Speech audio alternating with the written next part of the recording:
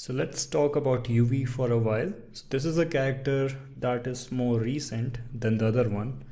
And if I open the UVs on this one, you see it's better packed. Some of these areas could have used some help as well, but this is a lot better from the last one. And it has the same thing as I mirrored my legs, arms, hands and move it up to save some UV space here and have more texture density in these guys. So the first thing about UVs that we want to discuss is make sure you utilize most of these pixels in your UV and try to utilize most of it, because the one that you're not utilizing is still gonna be read in an engine, but they are being wasted because there's nothing in there. The second thing, especially for a character, you might experience this with some hard surface weapon where everything 90-degree is split into a different UV set. But for characters, most game pipeline have a thinking where you will have as minimum seam as possible, and most of those seam should be in a place where you cannot see it. So if I enable my seams,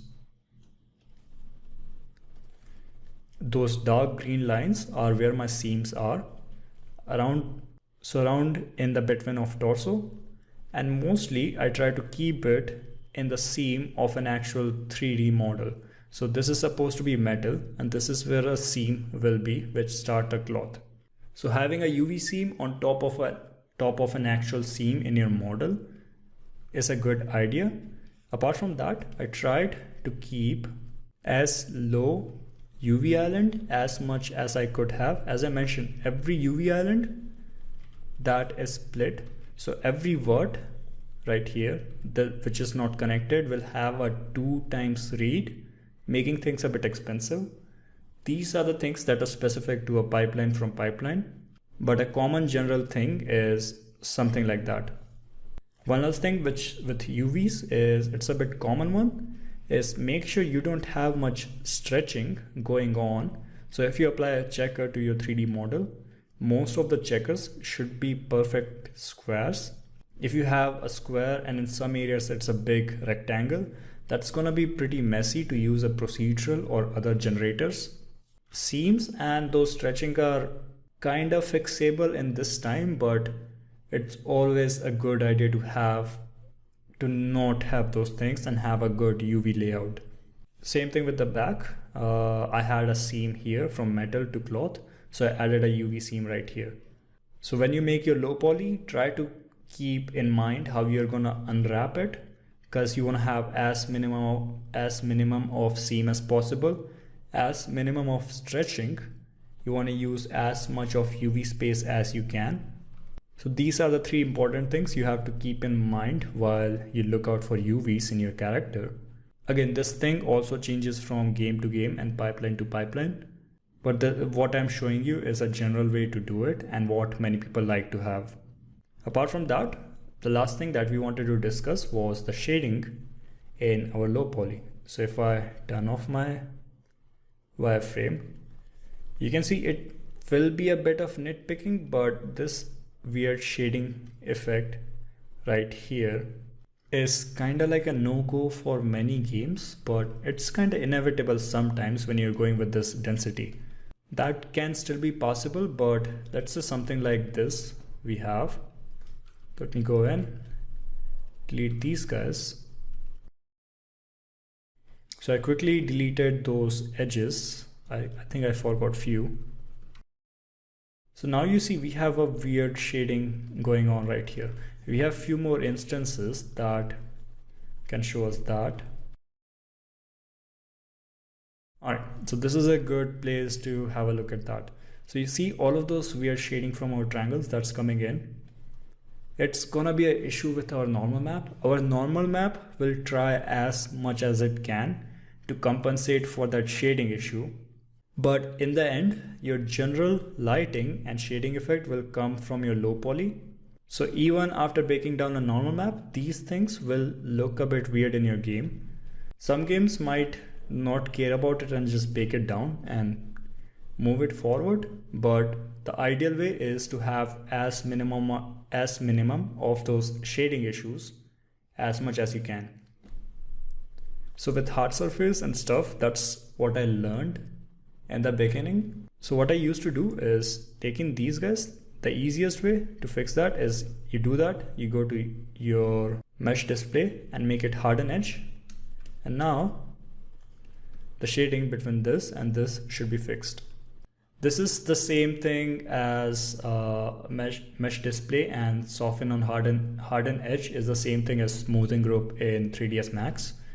But this does have its con, like splitting according to smoothing groups. It's a bit expensive for the engine to calculate. So for a character and for many props, you want to use the same smoothing group, or everything will be soften edges in your character or 3D objects. Again, some games use smoothing groups to separate their hard surface elements. Most of those games are first person shooter, but the cheaper, or I won't say it's cheaper to run, but the another way to fix that is to practically go in and add supporting edges around those areas. So let me go in, add these guys.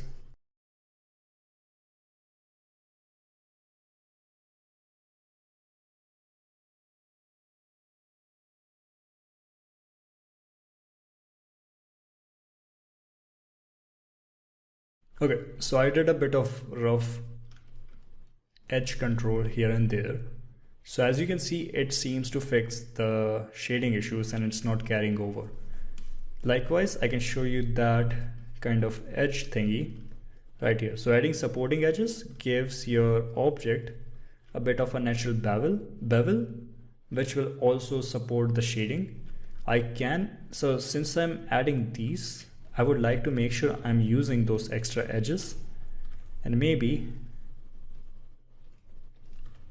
have an actual bevel in my silhouette.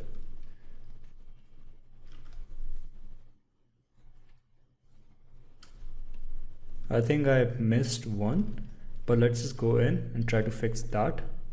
So if I do this, do that pretty quickly, this should fix that shading issue and give us a nice bevel.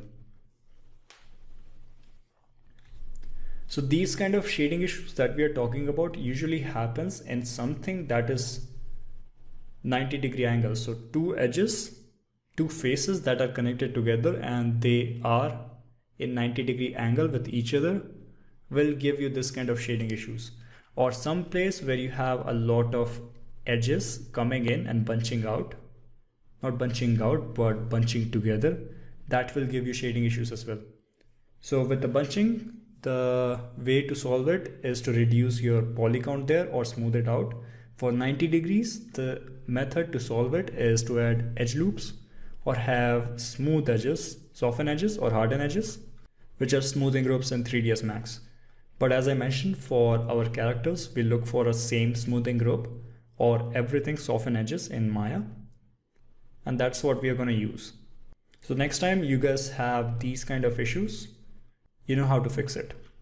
So an interesting thing that we forgot to do on our character was to add emissive material in last few chapters. So let's go in and do that. So right now in our texture set settings, we are using base color, metallic, roughness, normal and height. To add an emissive channel, we have to go to plus and pick in emissive.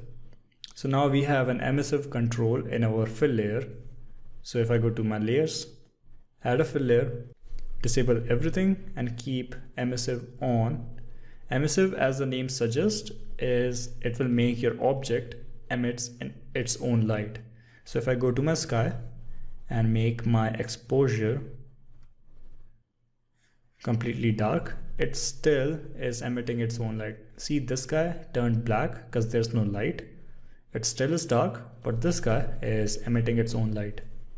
Let's go in and change this guy. Make sure my exposure is not too dark. So for emissive, we are going to do the same thing as we are used to. Add a black mask, add a paint, press 4, go to elements, pick in these guys,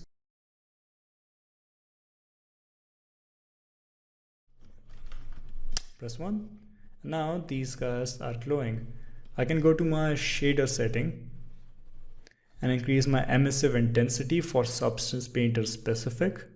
It's not going to increase your intensity inside your engine. That's something you have to do in your engine or marmoset.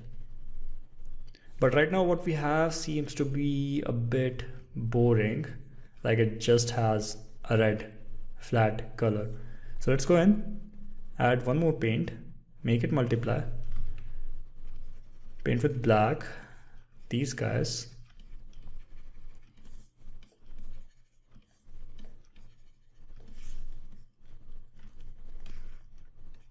so maybe we want to give something like those hot metal pieces.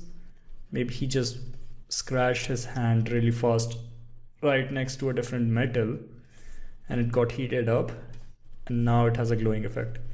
So if I go add a filter, add a blur, increase my blur and decrease my emissive a bit more, something like that. Let's make sure we are not painting in these guys as well. So we're going to mask those out soon. Alright, so we have something cool. Let's duplicate this guy. I'm going to delete the blur. I'm going to make this one a bit yellowish. Go to my paint and erase a bit more of it.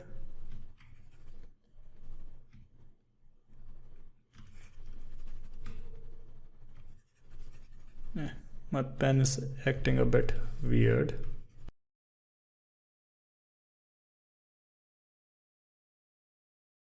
Let's go in, add a filter, add a blur, increase the blur intensity. So now we have a good glowing gradient. So if I go in to my display and decrease the environment exposure, you see that guy is still glowing and it's still emitting light. So that's how you make emissive material inside Substance Painter.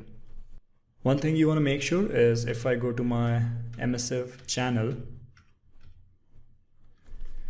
you see we have emissive, but everything apart from that is transparent. You want to go to your background or any base layer that you have. Under emissive, you want to make your emissive color black before exporting it out. So everything is black. Only our emissive material is colored. Okay, so that's how you add emissive in Substance Painter.